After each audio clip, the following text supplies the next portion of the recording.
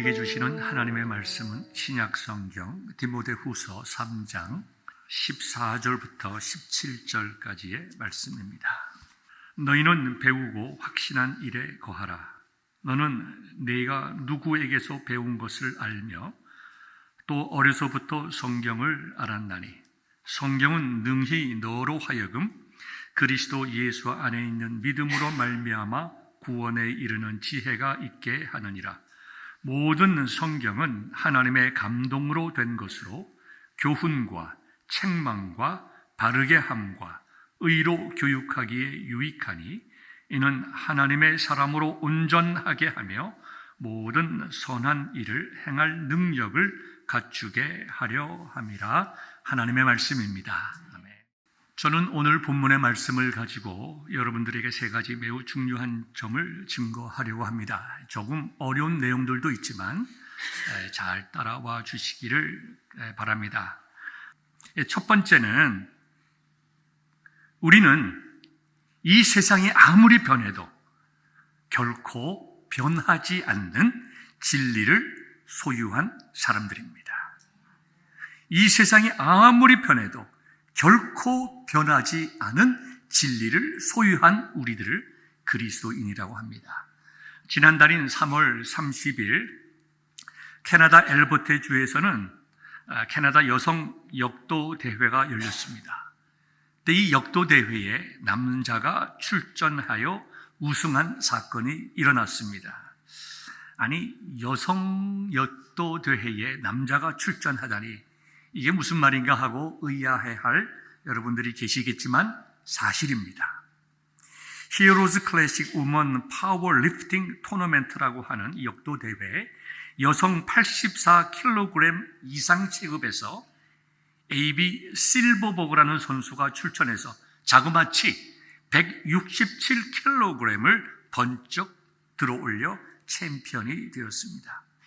이것은 이전 기록을 무려 45kg이나 능가한 역대 최고의 기록이었습니다.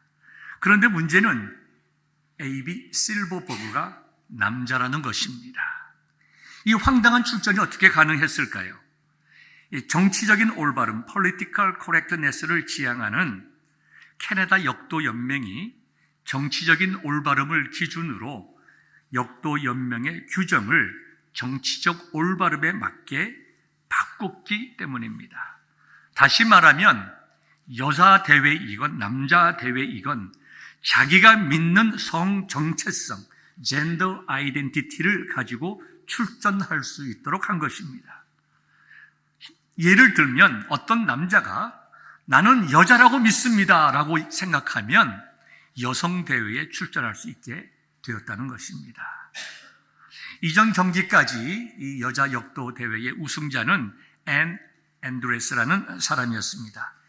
앤 앤드레스는 원래 남자였지만 성전환 수술을 거쳐서 여성이 된 트랜스젠더였습니다. 소수자나 다인종, 다음에 젠더 문제에 있어서 차별하지 않기로 한 캐나다 스포츠 윤리센터가 트랜스젠더들에게도 출전할 수 있도록 문을 열었기 때문에 남자로서 성전환 수술을 받은 이 앤 앤드레스가 남성의 근육을 가지고 있으니까 당연히 계속해서 챔피언십을 가지고 있었던 것입니다.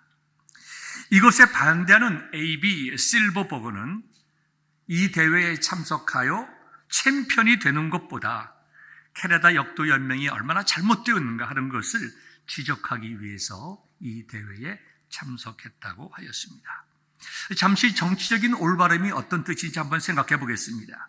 정치적인 올바름이라고 하는 것은 말의 표현이나 그 언어의 사용에 있어서 인종이나 민족, 성 이런 것에 대해서 편견이 포함되지 않도록 하자는 그런 주장을 할 때 쓰이는 표현입니다. 특별히 정치적인 올바름이라고 하는 말은 다민족 국가인 미국에서 정치적인 관점에서 차별이나 편견을 없애는 것이 옳은 일이다라고 믿는 의미에서 이 말을 사용하게 되었습니다. 성도 여러분, 우리가 이 시간 분명히 해야 할 일이 있습니다. 우리가 기독교 신앙을 가지고 있지만, 우리의 신앙이 절대적이고 진리라고 믿지만, 우리는 우리가 믿는 진리를 가지고 다른 사람을 증오하는 무기로 삼아서는 안 됩니다. 물론 우리 가운데 인종이나 성별이나 장애나 종교나 성적 지향 등에서 차별과 혐오를 없애자는 정치적 올바름에 대해서 반대할 사람은 아마도 없을 것입니다. 우리 베델교회의 성도들은 비록 신앙과 생각이 다르다 하더라도 그것으로서 다른 사람들을 증오하거나 핍박하는 성도들은 아니라고 믿습니다. 도리어 그리스도의 사랑으로 그들을 진리로 인도하실 귀한 분임을 저는 분명히 믿습니다. 그런데 이 사회에서 정치적인 올바름에 대한 그런 지나친 태도로 누가 봐도 남자인 사람이 여자 화장실에 쑥 들어옵니다. 놀라는 여성들에게 말합니다. 여러분, 놀라지 마십시오. 나는 보기에는 남자처럼 보이지만 나 자신은 여러분들과 똑같은 여자입니다. 나는 나 자신을 여자라고 생각합니다. 놀라지 마십시오. 만약에 어떤 남자가 여러분이 다니는 자녀들의 여학생 화장실에 그렇게 들어와서 얘기한다고 생각해 보십시오. 여러분들이 이것을 어떻게 받아들이시겠습니까? 그런데요, 우리는 지금 이러한 황당한 일이 벌어지는 시대에 살고 있습니다. 우리는 편견 없이 모든 사람들을 사랑해야 합니다. 그런데 때로는 우리의 일상생활에 있어서 사랑과 이해의 판단 기준이 무엇인지, 어디까지가 사랑이고 어디까지가 이해할 부분인지에 대한 그 경계가 점점 모호해지고 혼란스러운 시대에 살고 있습니다. 그런데 더 중요한 것은 영원한 것, 진리에 속한 것, 죽음과 죽음 이후에 관한 내용들의 혼란입니다. 이것은 내 영혼이 사느냐 죽느냐의 문제이기 때문에 더욱 중요합니다. 제가 지난달 한국을 방문했을 때 몇몇 친구들을 만났습니다. 그 중에 한 친구가 신앙에 대해서 자기의 의견을 이야기했습니다. 이렇게 얘기했습니다. 영원이라고 하는 것은, 이터너티라고 하는 것은 우리가 현재 이해할 수 없는 그 무엇이다. 오직 죽음을 통해서만 들어갈 수 있는 4차원의 세계이다. 계속해서 이렇게 얘기했습니다. 우리는 불확실성의 세계에 살고 있기 때문에 만약을 대비해서 죽음 이후의 영적 보험이 필요하다. 기독교 신앙도 이러한 영적 보험 중에 하나이다. 이렇게 얘기를 합니다. 함께 자리에서 있던 여러 친구들이 한 20분 정도 그 얘기를 들었습니다. 그 친구가 대학교 총장을 지낸 과학자였기 때문에 더 진지하게 들었는지는 모르겠습니다. 저는 그 이야기를 들으면서 이런 생각이 들었어요. 만약 내 친구가, 대학교 총장을 지낸 친구가 중학교나 고등학교나 대학교의 젊은 사람들 앞에서 이처럼 논리정연하게, 세상적인 것으로 볼 때 논리정연하게 이런 이야기를 한다면 참 많은 학생들이 이 친구의 영향을 받겠다. 마치 내 친구가 얘기한 것을 진리인 것처럼 생각하겠다 하는 그런 생각을 가지게 되었습니다. 사랑하는 성도 여러분, 이 세상에는 진리가 아닌 것이 진리인 것처럼 영원하지 아니한 것이 마치 영원한 것인 것처럼 우리를 미혹하고 있습니다. 그래서 무엇이 진리와 비진리를 구분하는 기준인지, 무엇이 가치 있는 것이고 무엇이 가치 없는 것인지를 알려주는 그 경계가 갈수록 모호해집니다. 사람에 따라 다르고, 심지어 같은 가족끼리라도 다르고, 문화에 따라 다르고, 인종에 따라 매우 다릅니다. 그렇다면 사람이나 국가나 문화나 시대에 따라 달라지지 않는, 변하지 않는 절대적인 판단이 있을까요? 있습니다. 그 어떤 경우라도 변하지 않는 절대적인 기준은 하나님의 말씀입니다. 우리는 세상을 향하여 선포하여야 합니다. 하나님의 말씀만이 변치 않는 진리입니다. 하나님의 말씀을 진리로 믿는 사람들을 그리스도인이라고 말하는 것입니다. 우리는 모든 성경은 하나님의 영감으로 기록된 진리의 말씀으로 정확하고 무오하며 우리의 신앙과 생활의 유일한 표준임을 고백합니다. 우리는 그 성경에 하나님의 섭리가 있음을 믿고, 우리는 그 성경에 하나님의 언약이 있음을 믿고, 우리는 그 성경에 중보자이신 예수 그리스도가 계심을 믿습니다.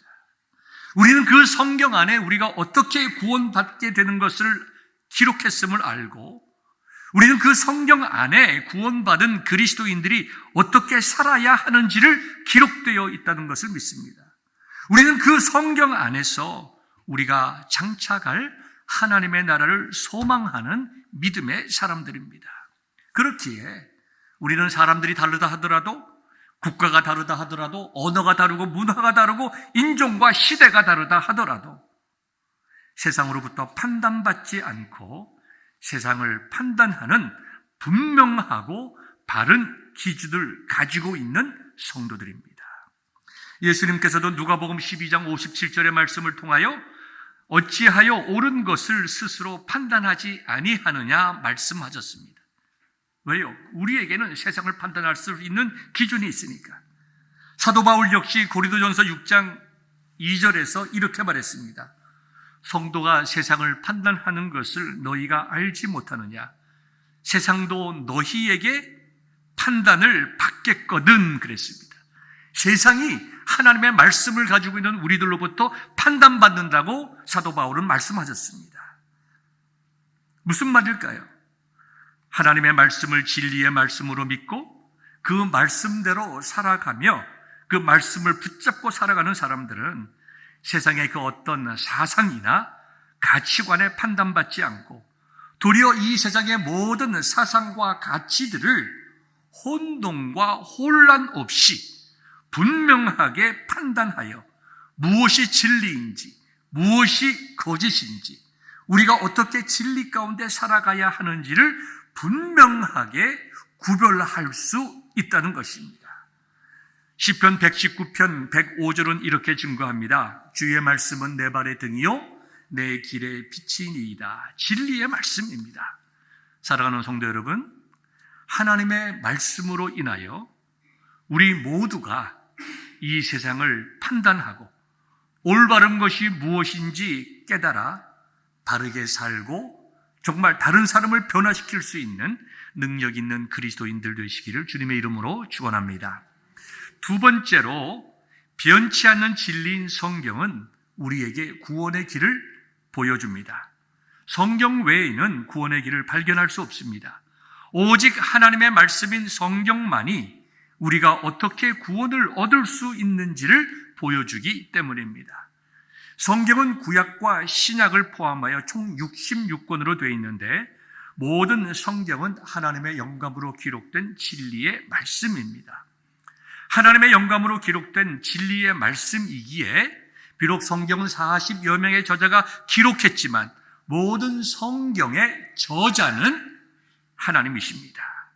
하나님께서는 우리에게 66권의 성경을 주셨는데 그 많은 분량의 성경을 주신 것은 이유가 있습니다. 그것은 오늘의 본문의 말씀인 디모데후서 3장 15절에 나와 있습니다.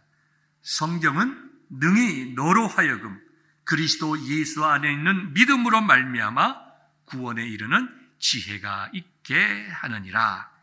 여러분, 에베소서 2장 1절부터 10절까지 보면 이러한 말씀들이 기록되어 있습니다.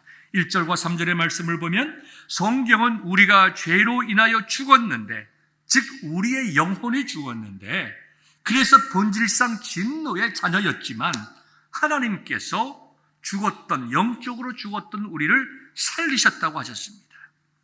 우리가 영적으로 죽었을 때에는 사탄을 따르던 자들이었습니다. 그러나 하나님의 그 크신 사랑이 우리에게 임하여서 우리가 그리스도 안에서 새롭게 바뀌게 되고 우리가 새 생명을 얻어 하나님의 자녀가 되었습니다. 2절부터 5절까지의 말씀입니다. 그리고 이 모든 것이 하나님의 은혜요 선물이라고 8절에 기록되어 있는데요. 여러분이 잘 아시는 대로 그 은혜에 의하여 믿음으로 말미암아 구원을 받았으니 이것은 너희에게서 난 것이 아니요 하나님의 선물이라고 성경은 분명히 선포하고 있습니다. 저와 여러분들은 이 놀라운 하나님의 은혜, 예수 그리스도의 십자가의 은혜로 구원받은 성도들입니다. 정말로 할렐루야입니다. 우리가 이 시간에 짧은 찬양으로 하나님을 찬양해 봅시다. 할렐루 할렐루 할렐루 할렐루야 주 찬양. 다시 한번 다 같이 시작. 할렐루 할렐루 할렐루 할렐루야 주 찬양해. 한 번 더. 할렐루 할렐루 할렐루 할렐루야 주 찬양해. 주 찬양해. 할렐루야 주 찬양해. 할렐루야 주 찬양해. 할렐루야 주 찬양해. 우리가 하나님을 찬양해야 될 이유가 너무나 많이 있지만 가장 중요한 것, 우리가 주 예수 그리스도의 십자가의 은혜를 믿음으로 말미암아 구원받게 되었고 우리의 능력과 공로가 아니라 하나님의 은혜인 점을 기억하면서 날마다 하나님을 찬양하는 저와 여러분 되시기를 주님의 이름으로 축원합니다. 여러분들에게 성경은 신구약 66권이라고 말씀을 드렸습니다. 하나님께서 어떻게 우리를 구원하시는가에 대해서 기록해 놓았다고 말씀을 드렸습니다. 좀 더 구체적으로 말하면 성경 안에는 신구약 전체를 관통하여 지나가는 세 가지 주제가 있습니다. 창세기부터 요한계시록까지 이 세 가지 주제가 관통하는데, 첫 번째는 언약입니다. 우리가 커버넌트라고 얘기를 하죠. 언약이란 구원에 관하여 하나님과 인간과의 맺어진 인격적인 약속을 말합니다. 두 번째는 중보자입니다. 중보자란 하나님께서 우리 인간과 약속하신 언약을 이루시기 위하여 하나님께서 보내주실 예수님을 말씀하고 있습니다. 셋째는 하나님의 나라입니다. 하나님의 나라란 하나님의 백성을 포함하여 하나님께서 다스리는 모든 영역을 의미합니다. 이 세 가지 주제가 창세기부터 요한계시록에 이르기까지 성경 전체를 관통하고 있다는 겁니다. 하나님께서는 언약과 중보자와 하나님 나라라고 하는 이 세 가지 개념을 통하여 그의 백성을 어떻게 구원하시는가 하는 것을 성경 66권을 통하여 우리에게 말씀하시는 것입니다.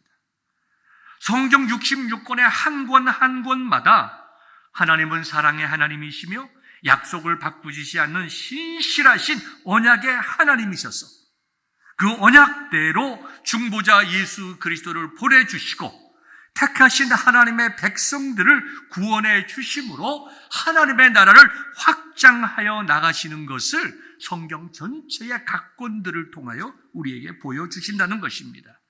그리고 이 모든 것이 하나님의 섭리이며 사랑이며 은혜임을 선포하십니다.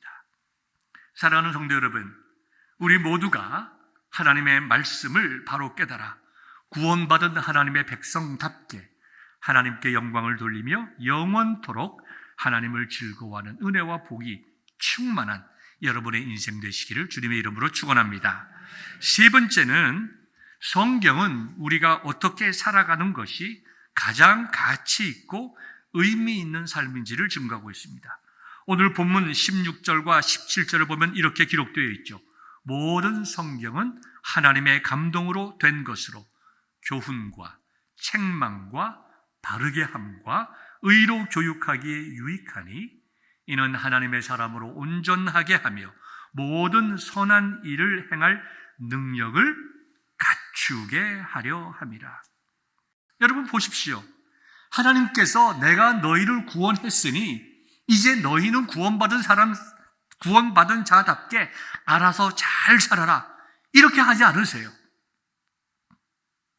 우리로 하여금 하나님 앞에서 어떻게 살아가는 것이 가장 가치 있고 아름답고 의미 있는 것인지 잘 배워서 깨달아서 그러한 삶을 살아갈 수 있도록 성령님을 우리에게 보여주시고 우리를 능력 있는 사람으로 만들어 가십니다.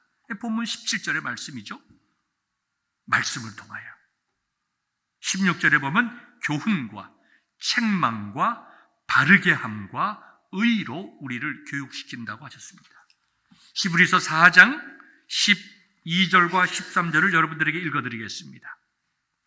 하나님의 말씀은 살아있고 활력이 있어 좌우의 날선 어떤 검보다도 예리하여 혼과 영과 및 관절과 골수를 찔러 쪼개기까지 하며 또 마음의 생각과 뜻을 판단하나니 지으신 것이 하나도 그 앞에 나타나지 않음이 없고 우리의 결사들 받으실 이의 눈앞에 만물이 벌거벗은 것 같이 드러나느니라. 이렇게 말씀을 하였습니다.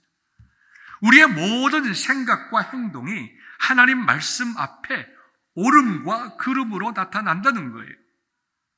그렇기 때문에 하나님 앞에 서 있으면, 말씀 앞에 서 있을 때에 우리는 우리의 모든 죄가 그대로 다 드러나게 됩니다. 고통스럽고 가슴 아픈 일이죠. 그런데요, 하나님은 우리를 부끄럽게 하시려고 그러는 것이 아니라 우리를 치료하시기 위해서 우리의 죄악을 드러내시는 것입니다. 그리고 혼과 영과 관절과 골수를 찔러 쪼개기까지 수술하시고 그 다음에 꿰매시고 낫게 하시고 새 힘을 주셔서 하나님의 말씀대로 살아가게 하십니다. 이것이야말로 우리 영혼의 구원 못지않게 우리가 누릴 수 있는 놀라운 하나님의 은혜입니다. 그러므로 사랑하는 성도 여러분, 성경은 우리가 어떻게 살아가는 것이 가장 아름다운 삶인지 우리에게 분명히 증거하고 있습니다. 우리가 그 말씀대로 살아야 되지 않겠습니까? 모든 성경은 하나님의 영감으로 기록된 진리의 말씀으로 정확하고 무오하며 우리의 신앙과 생활의 유일한 표준입니다.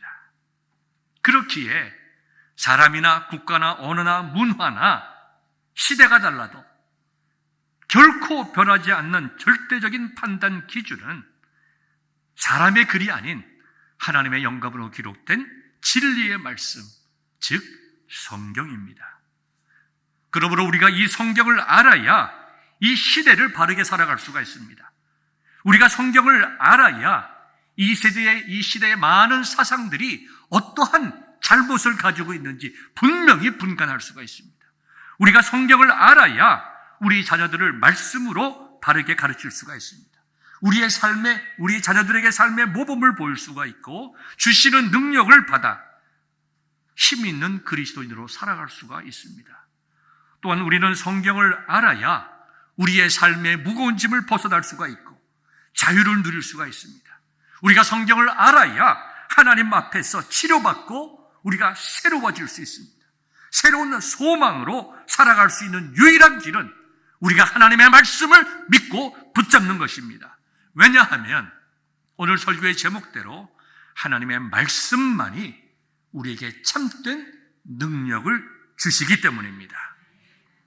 호세아 선지자는 호세아서 6장 1절부터 3절까지의 말씀에서 이렇게 우리에게 증거합니다.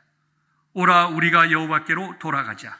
여호와께서 우리를 찢으셨으나 도로 낫게 하실 것이요 우리를 치셨으나 싸매어 주실 것입니다. 여호와께서 이틀 후에 우리를 살리시며 셋째 날에 우리를 일으키시리니 우리가 그의 앞에서 살리라. 그러므로 우리가 여호와를 알자. 힘써 여호와를 알자. 얼마나 귀한 말씀입니까? 여호와께로 돌아가야 됩니다. 여호와께로 돌아가자는 말씀은 하나님의 말씀대로 돌아가자는 거예요. 말씀으로 돌아가서 하나님을 알게 될 때에 그 말씀이 능력이 되어 저와 여러분들을 분명히 변화시키실 것입니다. 우리는 다음 주부터 창세기부터 요한계시록까지 순서대로 말씀을 나누고자 합니다. 그 말씀 속에서 이 세 가지 큰 주제, 언약, 중보자, 하나님의 나라를 발견하고 또 이 세 가지 개념으로 성경 전체를 이해하고 하나님께서 우리를 어떻게 구원하셨는가 구속사적인 관점에서 함께 말씀을 나누게 될 것입니다. 오늘 말씀을 맺겠습니다. 첫 번째, 우리에게는 변치 않는 진리인 성경이 있습니다. 그러므로 우리는 세상을 판단하고 세상을 이길 힘이 있습니다. 둘째, 성경은 우리에게 구원의 길을 보여줍니다. 참으로 놀라운 은혜를 기억하며 은혜 받은 자답게 살아갈 수 있기를 소망합니다. 세 번째는 우리가 어떻게 사는 것이 가장 가치 있고 의미 있는 일인지 성경은 분명히 보여주고 있습니다. 그러므로 우리가 성경 말씀을 알고 붙잡으면 우리는 그런 삶을 살아갈 수 있습니다. 하나님의 약속의 말씀이기 때문입니다. 오늘 본문의 말씀 3장 14절을 보면 너는 배우고 확신하는 일에 거하라고 하였습니다. 시편 119편 18절의 말씀과 같이 내 눈을 열어 주의 율법에서 놀라운 것을 보게 하소서. 이 말씀 붙잡고 우리가 몇 년 동안 창세기부터 요한계시록까지 순서대로 구속사적인 관점에서 말씀을 나눌 때에 우리가 구원의 영광을 기뻐하며 하나님께 영광 돌리고 하나님을 즐거워하는 복되고 기쁜 은혜가 이 베델교회에 충만하기를 우리 주님의 이름으로 축원합니다.